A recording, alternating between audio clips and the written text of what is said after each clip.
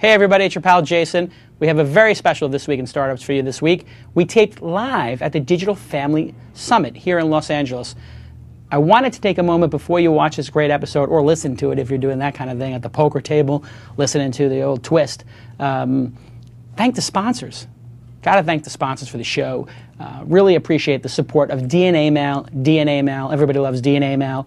Don't be an idiot. Don't have an IT department at your startup company. Just outsource that stuff so you can focus on your product. They will focus on your email servers. They will focus on your Exchange server, your Google app server. Go to DNA Mail, use DNA Mail, and get back to work. Also, WebSpy. WebSpy lets you see what traffic's going on in your network. You need good analytics to know what's going on. Go check out WebSpy. Great company. And also Ustream. Ustream, we stream using Ustream.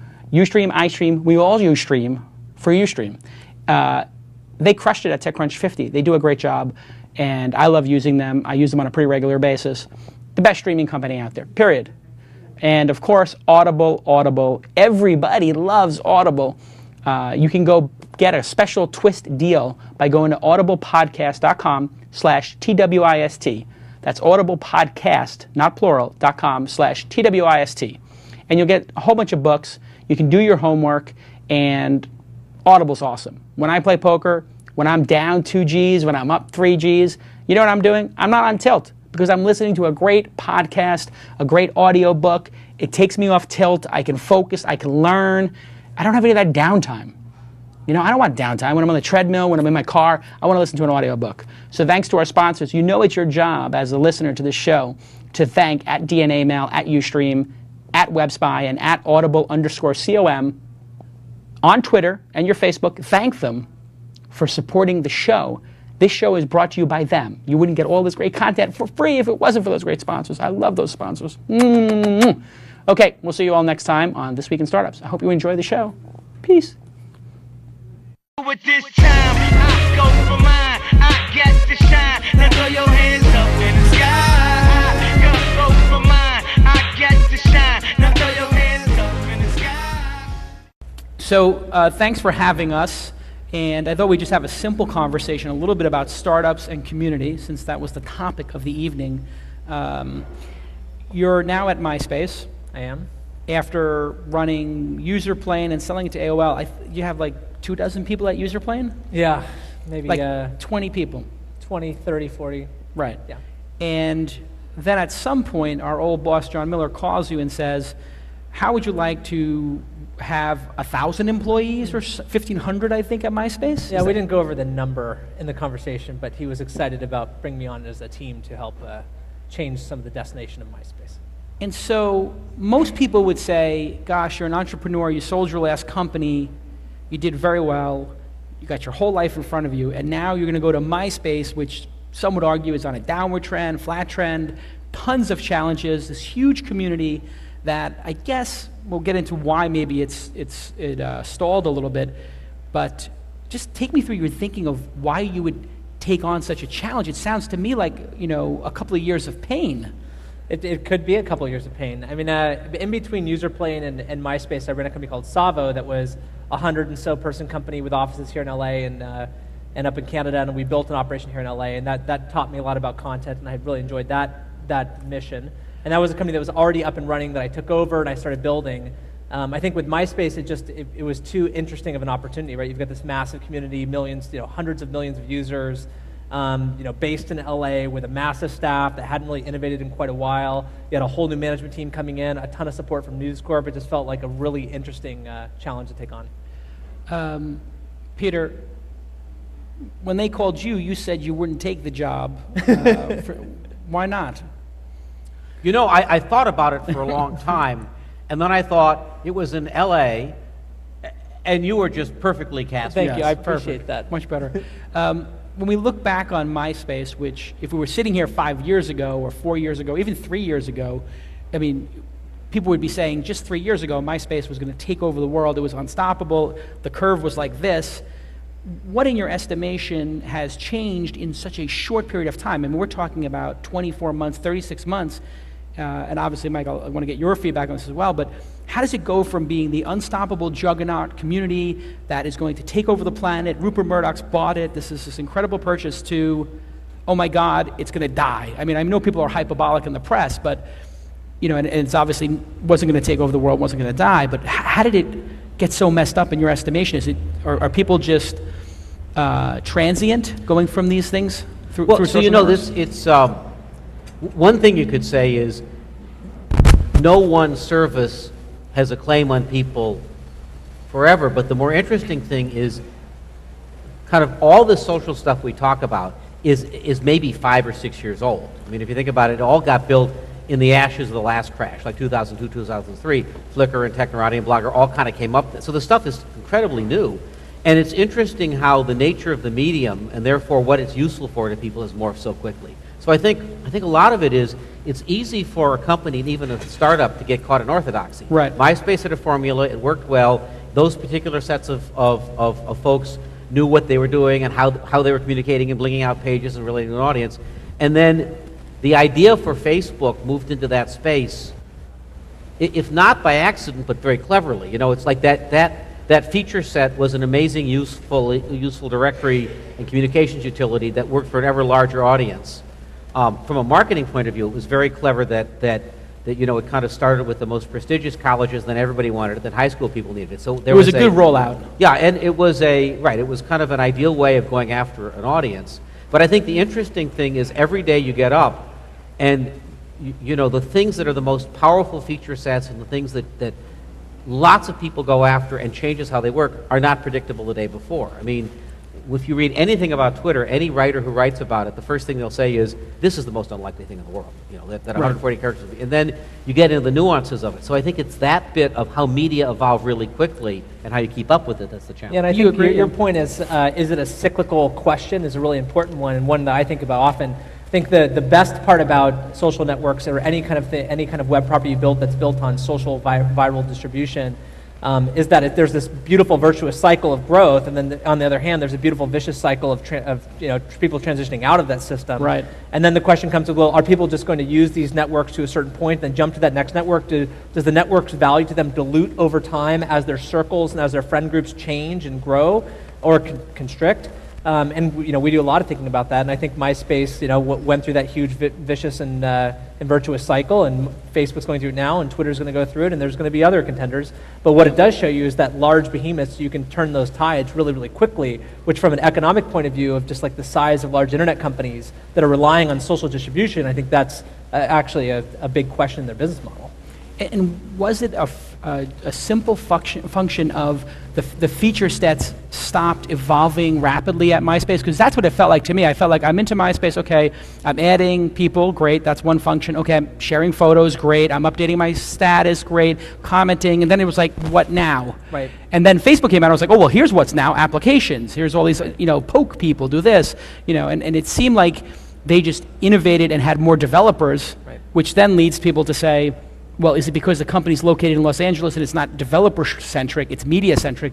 Right. And did Facebook out-develop MySpace? I think that's a really reasonable question. There's no doubt that as any company scales to a certain size of 1,000+ employees, substantial revenue pressures, a parent company that has certain needs with the business, as well as just the general pressure of having a large public company of saying there's now lawsuits, there's other considerations that have to play into the factors of building product and what innovation means, you see a slowdown in development cycles, innovation, and because you now have the pressures of scaling, right, which become very real at certain size, that it prohibits a certain amount of growth within the business.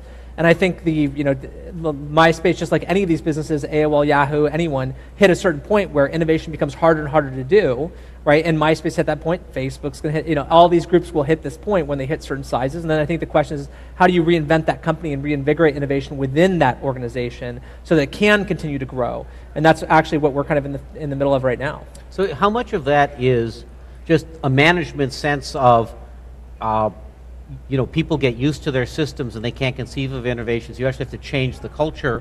And how much of it was, well, it just happened to be that the stuff we were built on was really, really difficult, and we had to go do things very differently. I mean, I think there's no doubt that there's always going to be challenges around a platform, because up front, you would never take the right amount of time to actually build out a platform that could scale to 100 million plus users a month, because it would take you a very, very long time and very expensive from a capital perspective. Right? And then second to that is, so you say no matter what, you're always going to go through platform innovation. And at some point, you have to pay off the technical debt. Right? Like you're always going to accumulate technical debt. At some point, you got to pay it off. When you pay it off, you're taking valuable resources and putting them on problems that don't necessarily create forward-facing, feature innovation, but creates a platform for innovation in the future. Which is, we've been paying off a lot of technical debt. I'm at a point now where I'm very excited about where MySpace goes, because I can say, you know what, there's a lot we can do now that we weren't able to do in the past because of this technical debt being paid off. Now, better planning, better management, better strategy, better teams, better cycles, maybe you can, I think you can relieve certain pressures, but these companies grow extremely quickly, right? I mean, Twitter is down frequently, right? You look at the scale and speed of these developments, and at the end of the day, it's hard to predict and make sure that you're completely staffed appropriately. And even Facebook, I have a problem sometimes logging in and it times out. Exactly, it happens all the time, right? One of the interesting things that all of this has done is it has increased the pace of innovation that everybody has to keep up with. And in a way, it changes a lot of our view of what that looks like. I'll give you an example on a large company perspective, similar that I'm working with. I've been doing a lot of work with Best Buy that has been very smart about a lot of the social things that they're doing. So a year ago, it occurred to them that they could take an awful lot of their internal services and just turn them into APIs so that there would be external innovation. And they had more of the Facebook or the App Store model in. And actually what happened was, before the rest of the world started building apps, all of their internal IT groups looked at this and said, oh, we're no longer just beholden to the big commerce platform we have. We can do all sorts of things and experiment and get things out. And it was like a weight was lifted off a bunch of people. Instead of being, well, we're traditional IT, you have an idea, you can experiment just like startups do. And the most interesting people in that company, to me, you go and talk to them and they look indistinguishable from the kind of employees you see in startups. They have an idea, they do it, they put the service out, the public comments on it, they go mess with it. And that kind of innovation I find very interesting going on in big companies. I think that's the most fundamental shift right now for startups, is that you can build an incredible video experience all on APIs and never host a single video. Right? You can create an insane photos solution that you never have to host a photo. I mean, we have obviously I'm a big pioneer of APIs. Userplane was an API-driven business. But I mean, MySpace ID, we've been pushing a ton down there. I'm seeing people that are recreating substantial portions of the MySpace experience outside of MySpace through pure APIs, where we're bearing the weight of data, transmission, etc. But they're able to layer whole new experiences on top of a MySpace on-site or even off-site experiences. Facebook Connect's doing this. This open API layer is incredible, and Twitter is just the poster child of this, right? You see innovation in consuming Twitter data through solutions that Twitter isn't actually putting resources or development behind. And probably 90% of the code written around Twitter was written outside of their offices. Incredible. Which is pretty unprecedented. Might be 99% of it. Why has Twitter, in your estimation, Peter, just taken off in such a huge way, even amongst celebrities who generally don't, they had their MySpace pages. I guess they got into it a little bit, but why are celebrities and so many people going on tilt about this product? Why is it so pervasive? And Facebook hasn't even reached this point in culture where it's so integrated into every conversation, where a news story or entertainment or a movie or television shows, everything is sort of keying off of Twitter. I don't know, when's the last time we saw this in technology? So AOL. AOL, right. So one of the interesting things about, say, Twitter versus the blogosphere is that Twitter is the brand and the entire ecosystems around that. So when the blogosphere got started, there was RSS and there was kind of some ideas, and then you had 4 or 5 blog platform companies like Blogger and 6 Apart, and then you had a few search engines, then you had ad networks. So there was nobody in the middle who was the core. We were kind of all doing things with a set of standards. Twitter came out with this service, nothing's competing with it, and everything's building an ecosystem on it. So just what's amazing, and then you find that it so serves media companies, because there are a number, and I find Twitter interesting because you start looking at it in terms of the major use cases. So one is, it's the world's most lovely distribution system for anything else you're doing, far better than RSS, and it's worked itself into that if you're CNN, you have to you better own everybody that says CNN, and it's a great way of getting stuff out. So you suddenly have every media company having to use it. Celebrities hop on it because it's a very fast way of building this stuff up. And the real-time thing is very interesting. I remember at Technorati, and so this is what, 2004, the presidential elections. Dave Sifry, who was our founder, was invited by CNN to be part of the broadcast team because blogging was important then. So what happened is someone would give a speech on the floor at the convention, and they'd cut to David, and they'd go, "What did the bloggers say?" And he'd go, "They haven't written their post yet. Yeah, they're not finished." Ariana's having a cocktail. We'll get back to you, which was very dissatisfying to TV. That's been solved. The fact that you're able to tune into something that's real time is very attractive, very, very, very addictive. And I think the minimalism thing of it, I mean, just the fact that there's so little. That seems to me to be a key point to it. I mean, people who couldn't form a paragraph or an essay, which blogging was really about, 2, 3, 4 paragraphs, which, let's face it, not everybody is a great writer, especially celebrities. I mean, some of those people can't even put together a full sentence.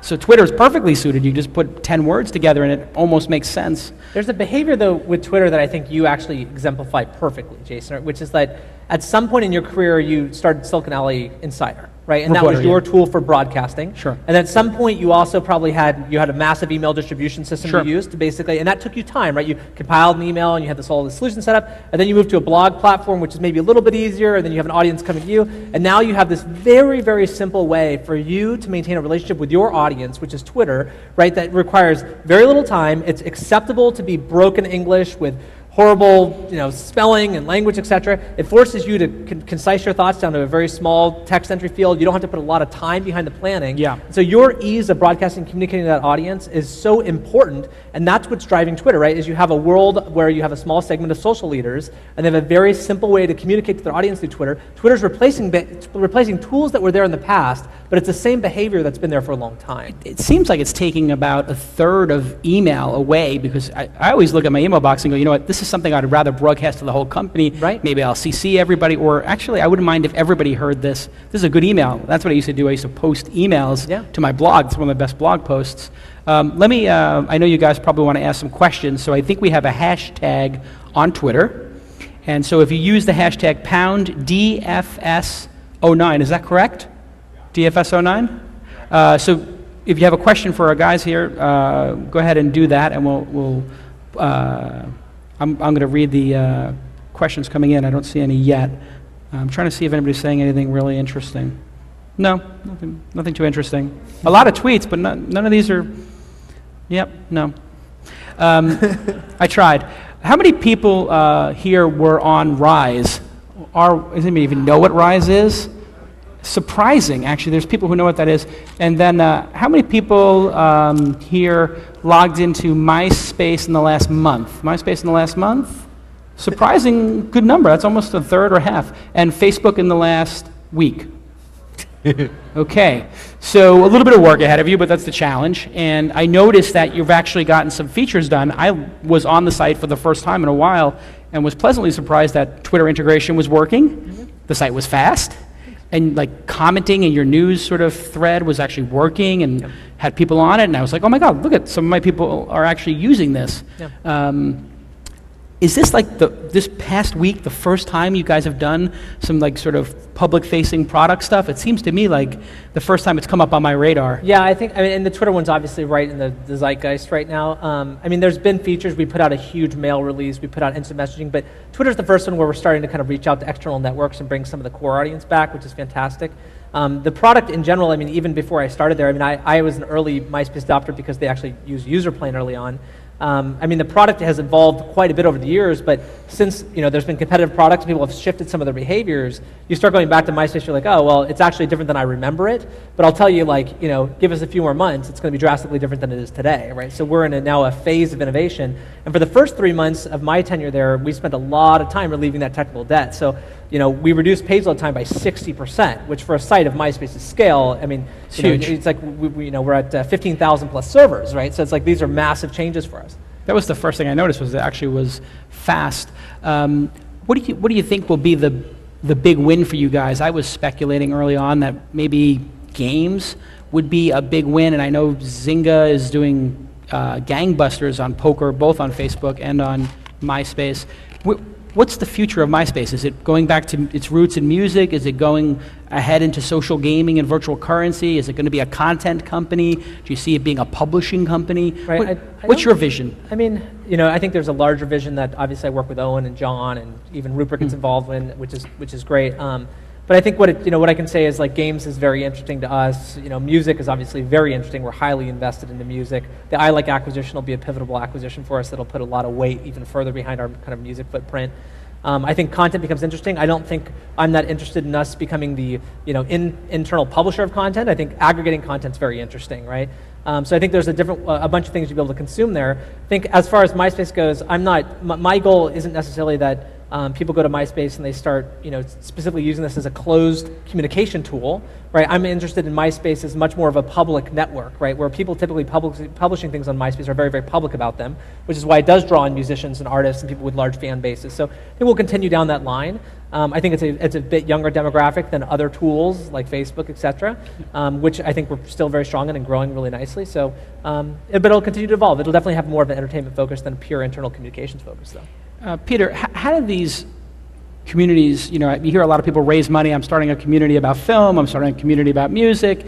How do you get from your 10 friends to the 10,000? How does it make that first jump? What advice can you give people when you're consulting with startups? How do you get from beyond the people in the office and their 10 friends to the sort of whatever the first plateau or tipping point is? What's your advice there? So I think a lot of this is mentality, because we're coming from site as destination to increasingly site as a hub for syndication and a hub for serving people. So the question I keep asking is, how can you serve an audience and give people the things that they want to use to replicate and to keep sharing?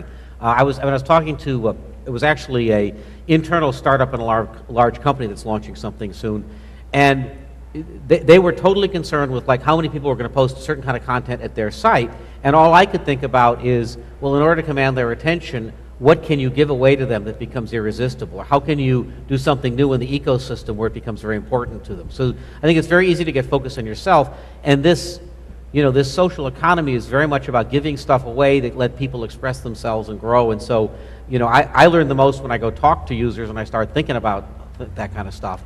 And that's what I think leads to more of the viral kind of activity. That's something that most companies don't do. They don't actually bring their customers in and do labs, listening labs, or talk to them. Is that something you do with startup companies, actually go find their customers, or is this something that MySpace does? Do you bring in a bunch of 15-year-olds for a focus group and say, hey, what do you think of the product? What do you like? We have both, traditional methods of looking at that. We also use products like ClickTail that basically help you kind of see user session trending and behaviors on site. I think the hard part about communities specifically is that there's so many different behaviors that exist inside those communities. You can definitely break down to certain classifications of behaviors, but it's hard to say that we've got the solution for this exact audience, because when you start looking at the makeup of these audiences, they're massive and they often have different needs.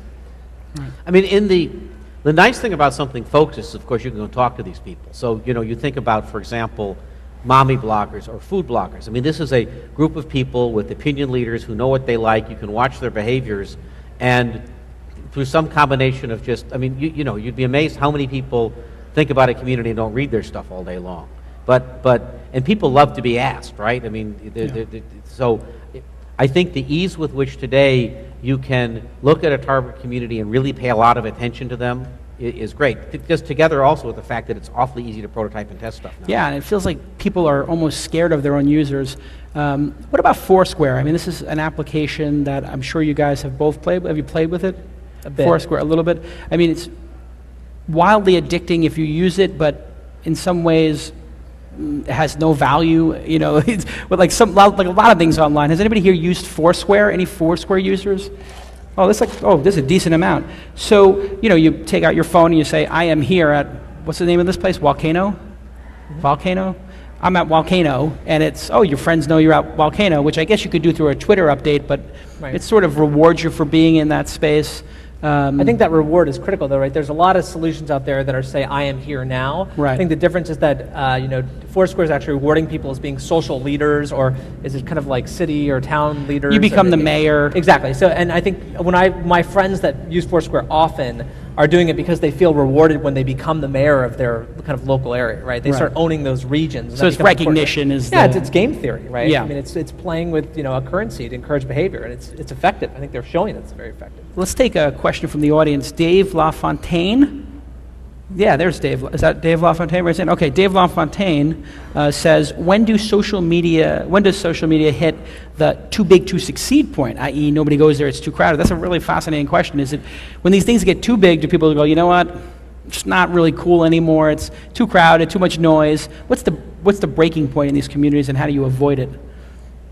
You see that on mailing lists a lot, right? I mean, yeah, so one of the interesting things is how quickly we've moved from social media being something new to actually pervasively impacting most parts of society and almost becoming establishment. So, you think about the fact that the management's being very much challenged by the fact that people in a bottoms-up way can communicate, go around hierarchy, and it's fundamentally helping people take out middle management. I mean, as large an organization as the CIA fundamentally realized that 9/11 happened because of no Facebook, because there was this rigid communications up and down through email, but people couldn't serendipitously find each other. So part of it is, I think on a broad level, there's so much adoption that you end up with things like people looking at Facebook and saying it's too mainstream. So kind of from the perspective of maybe new communities, you have that problem. And then I think the other issue here is the abuse or the gaming of the system is the other thing that comes in. So, email comes in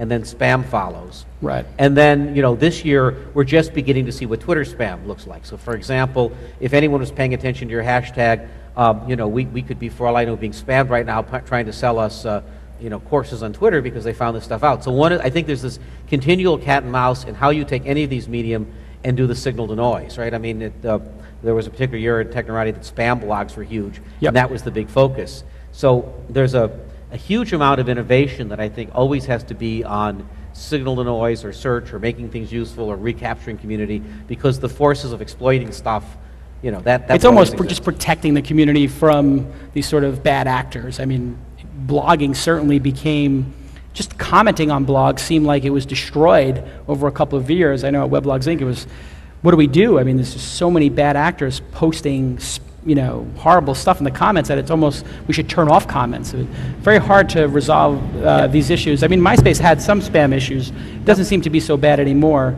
Yeah, I mean, a ton of technology thrown at that problem, right? And I mean, Jason Hirschberg's our kind of head of product, and he spends a lot of time basically focused on making sure that user experience is curated and tight, because you're right, if you get overexposed, right, or you just have, suddenly people feel like they're one of a mass and there's all this garbage flowing through the system, then suddenly you lose interest. And MySpace definitely had that challenge early on, through working both with government agencies and also a huge amount of intelligence-driven technology. They've done a great job at filtering out the crap in the stream and pulling back on all the spam that was hitting the systems. And now I feel like we have actually a much cleaner experience than we ever had in the past.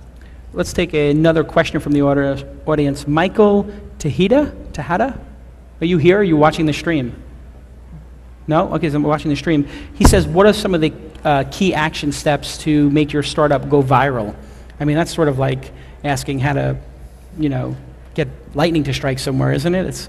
Can you actually figure out like a viral technique? Can you break it down to make it explode? Did you do that at Userplane? Were there techniques? I mean, we definitely had, and Userplane was a bit more of a back-end technology. Savo definitely focused on consumer-grade traffic. I mean, I think that there's definitely tactics to driving traffic, right? And there's tactics to encouraging sharing, and there's tactics to just generally growing audiences in marketing, right? And this is a new degree of marketing than anything that's probably been looked at as marketing in the past. I think viral is definitely a portion of marketing.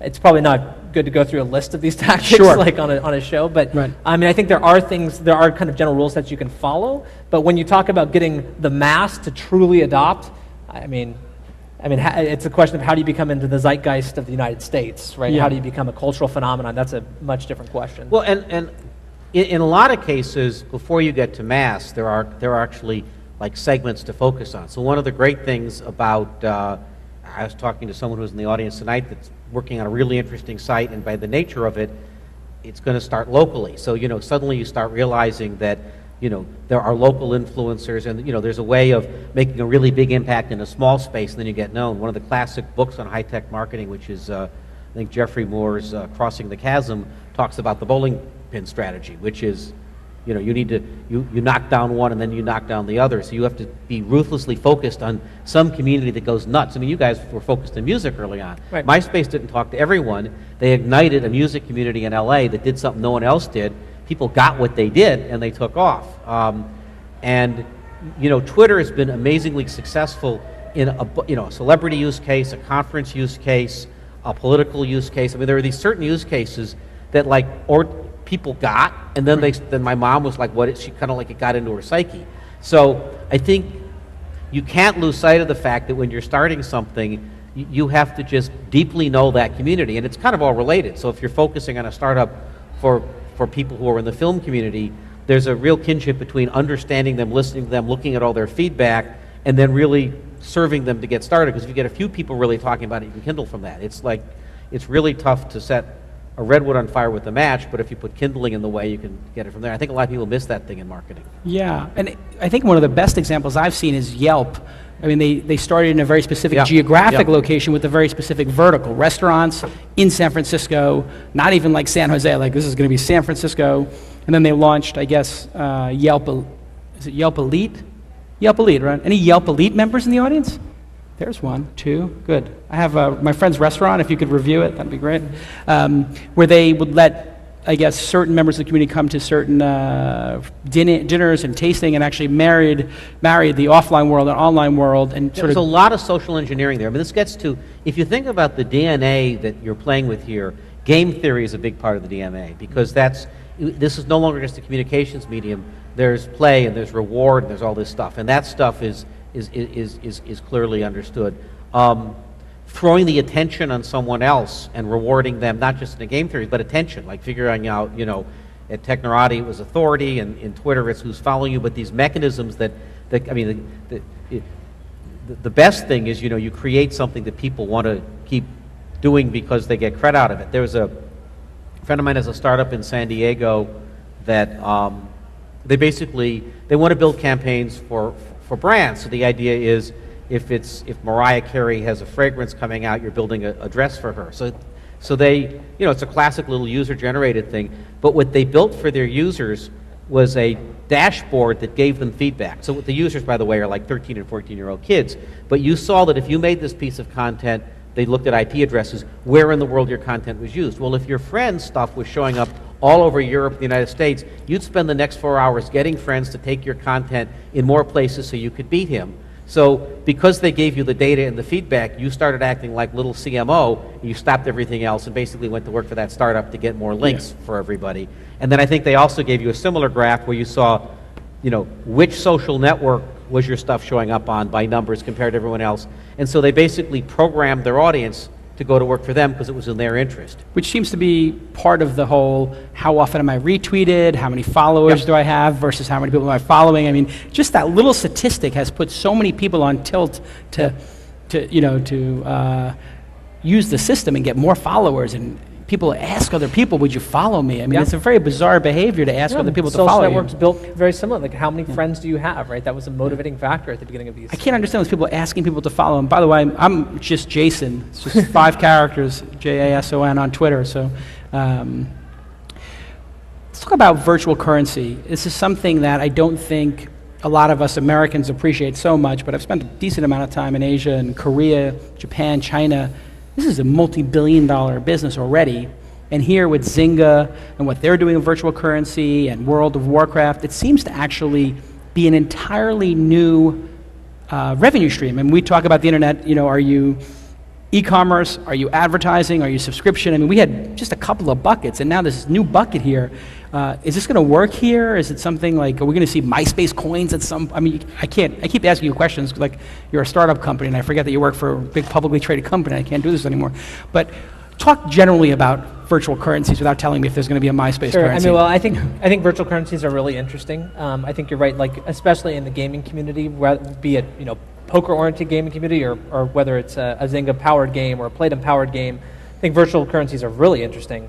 I think, on a bigger picture, you'd say there's, content in the world is not free. There's some cost to content.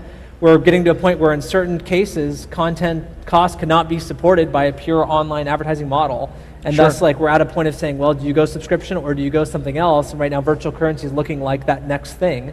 I think it's retraining an audience, maybe the audience in the United States, saying there's going to be situations where we're going to give you enough value that you're going to be willing to pay us pennies for something. And then I think there's this other question of like, well, who provides that infrastructure for those pennies? Because obviously putting in your credit card for a penny transaction isn't really realistic. So is there a currency that gets created that can be shared among a whole series of publishers? How do the credit cards get involved in here? So I think there's a world coming there. I think it's a world that's going to be slow to adopt. I think it's going to take time. There's definitely sites that I use all the time that I'd be happy to pay for, and there's sites that I use all the time that I probably wouldn't be. But I think at the end of the day, we will see it as a new revenue stream. I think it should play into everyone's thinking, but I'm really curious to see how the infrastructure plays out on who owns it. Yeah. I got a question for you. So, culturally, this is a really interesting thing because, you could use it to pay for content. In the Second Life sense, you're not using it, I guess building out your space is content, but it's really a way of expressing yourself. Environment, so expression. It's less buying someone else's content, it's more the right to paint and create and express yourself. So as you look at other cultures, where do you see the real adoption of this stuff? And by the way, that's a very different thing than virtual poker chips, which is Right. like a different case entirely. Yeah, it's very interesting. I think if you look at Cyworld in Korea, they make $60 million a year off of people just buying MP3s to put on their essentially MySpace pages. And a lot of the popular news services and social networks in Japan, and there's two of them that are publicly traded. I think the largest one is Mixi, M-I-X-I, and I met with them when I was in Japan. 80-90% of their activity is mobile, maybe 90%, and majority of their revenue is virtual currency. And people do things like, I would buy you a gift, or I change my avatar, or I pay for micropayments for news. And it's almost like it's micropayments 2.0, which is, I'm going to buy a bucket of coins, and I don't feel so bad splashing, a little splashy, cashy, a couple of coins here, a couple of coins there. It sort of makes it into a game. And that whole cognitive dissonance of, is this worth it or not? That whole psychological overhead that we have when we want to make a purchase. Yeah.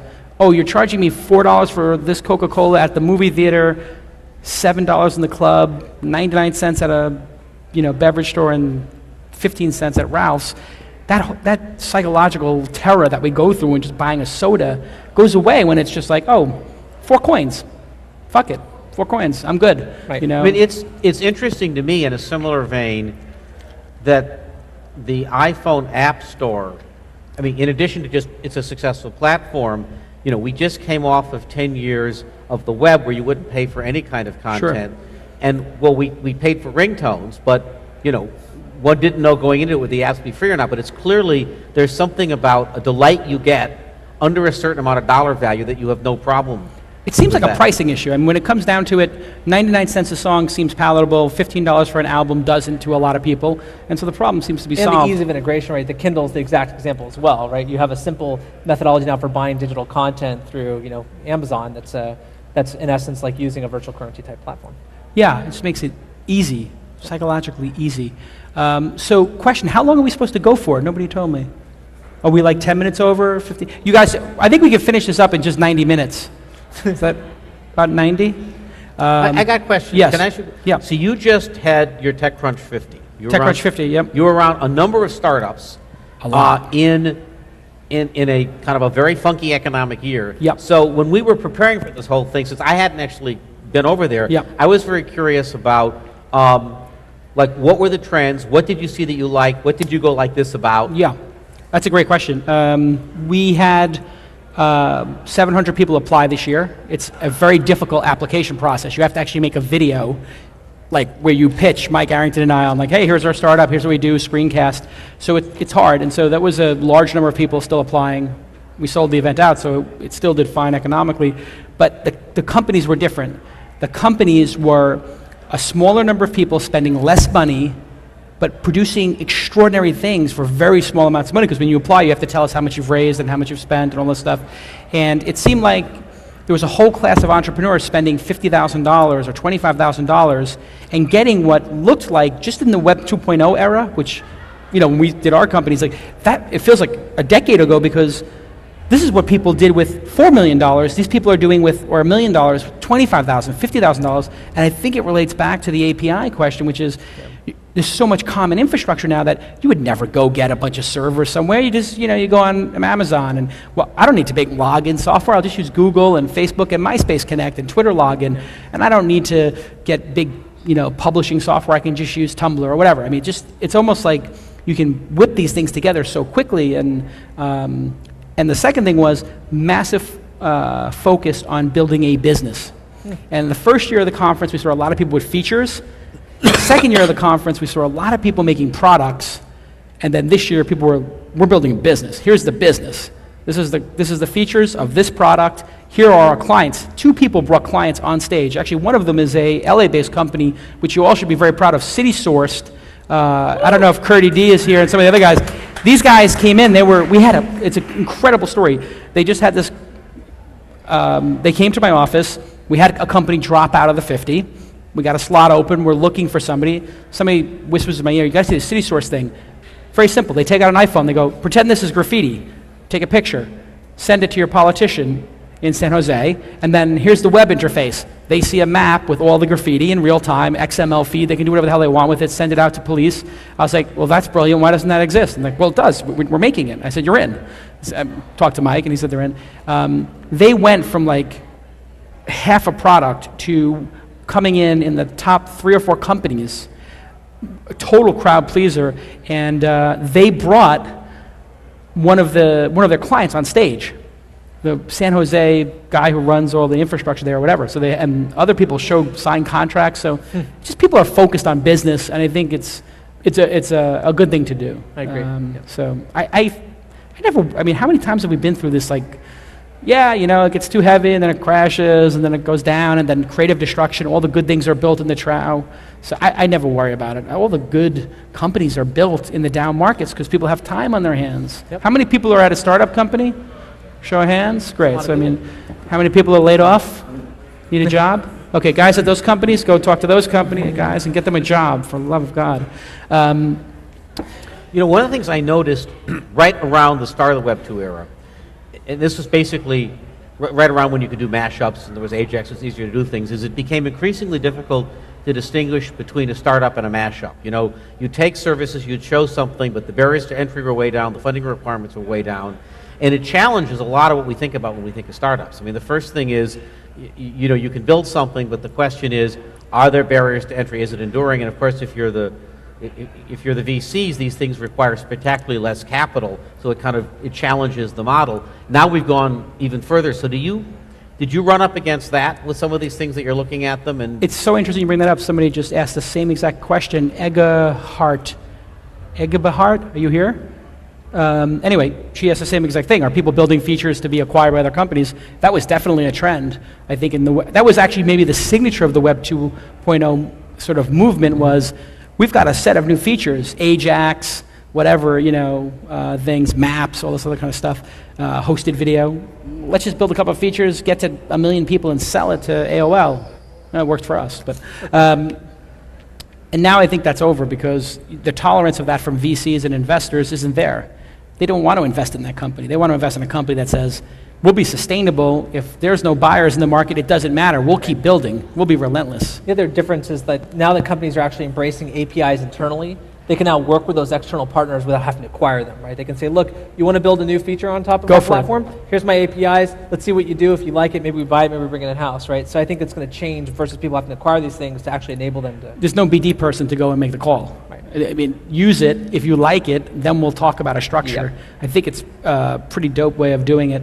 But I'm very hopeful right now. I mean, how do you guys feel about the economy and the rebound and everything? Pretty hopeful, right? I think it's great. Yeah. So far, so good. Quite a bit of M&A in the last few weeks, right? And Google today said they're going to acquire a company a month, Eric Schmidt. That was the headline, at least. Huge. So let me thank, I think we'll wrap up because people should be drinking right now and eating. I should thank the sponsors of the event. If you put the sponsors up here, we'll thank them. And I'll thank the sponsors. Well, actually, here's a plug. Go see this film, We Live in Public. Has anybody seen We Live in Public yet? Anybody go to Sundance and see it? Good film, yes? Good film. Okay, so We Live in Public opens on Friday. It's a film about Josh Harris, who is the founder of Sudo.com It won Sundance. I'm in the film for about 30 seconds, which is fantastic. But it's a truly amazing film, and it's playing here, I think, at the New Art or one of the local theaters starting Friday. So go see that film. It's really cool. And thanks to ePoll, Wakano, NeoHire, Mashable, Social Approach, Freedom Speak, Social Tech, ITLA, whatever that is, I don't know, Annenberg, which I know that's a school, and yes, thank you, Causecast, Digital Media Wire, Witty, which is inspiring people apparently, Magnify 360, I don't know what that does either, it sounds cool, Social Radius sounds very cool, I think they made the video, Tube Filter, I know that's very cool, I've used that. And I think that's it, right? That's all the sponsors. Let me thank my guests, Mike and Peter. You guys were great. I hope it was very informative. You guys, let's give them a round of applause. I think they did well. Let's give a round of applause to the AV guys. I think they did a great job thinking on their feet.